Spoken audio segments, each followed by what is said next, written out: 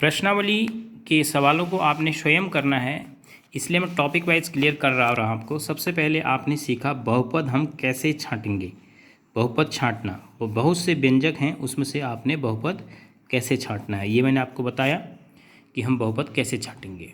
आप ये देखेंगे कि चर की घात 0, 1, 2, 3, 4 के अलावा अगर दूसरे प्रकार की है तो बहुपद नहीं होगा।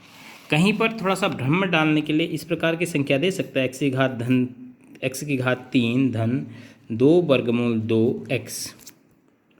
तो आपने इस पर कोई कमेंट नहीं करना, मतलब इस पर आपने सोचना नहीं है, केवल x पर देखना आपने। x की घात 1 है तो ये बहुपद है। अचर संख्या में परमेय संख्या हो, अपरमेय संख्या हो, वास्तविक संख्या के रूप में कुछ भी हो सकती है, लेकिन केवल आपने चर की घात में देखना है कि वहाँ पर धन, पूर्ण संख्या या शून्य के अलावा कुछ और नहीं होना चाहिए। अब दूसरा क्वेश्चन आता है कि बहुपद में घात बताओ, बहुपद की घात। अब आपको पता करना है कि बहुपद की घात कितनी है। घात 2 है, घात 3 है। तो किसी भी बहुपद में, माना मैं एक बहुपद लिख दे रहा हूँ ये।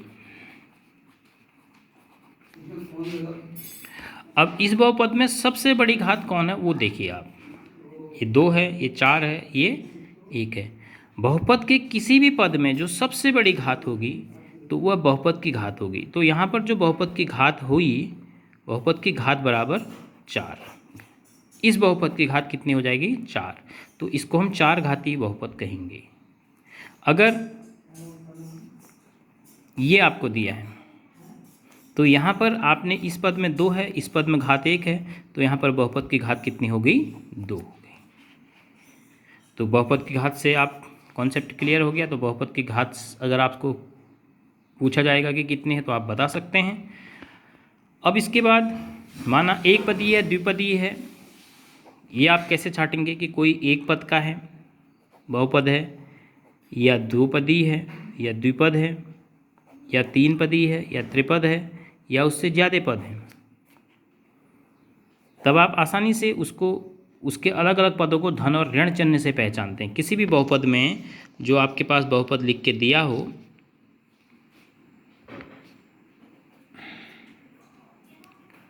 माना ये आपके पास बहुपद दिया है, तो इसमें से आप धन और ऋण चिन्ह देखिए। ये एक पद है धन, तो ये दूसरा पद हो गया क्योंकि यहाँ पर ऋण शुरू हो गया, ये तीसरा पद हो गया। तो एक पद, 2 पद, 3 पद, यह त्रिपदी व्यंजक है। और यह 3 पद का बहुपद भी है क्योंकि घातें आपके पास सही हैं, 0 हैं, 2 हैं, 3 हैं। तो यह एक त्रिपद बहुपद हो गया, 3 पद वाला बहुपद हो गया। तो 3 पद वाला है कि 1 पद वाला है, इस प्रकार के आप प्रश्नावली 1 में, इस अध्याय की प्रश्नावली 1 अर्थात 2.1 में आप देखेंगे। तो आप उनको करने की कोशिश कीजिए।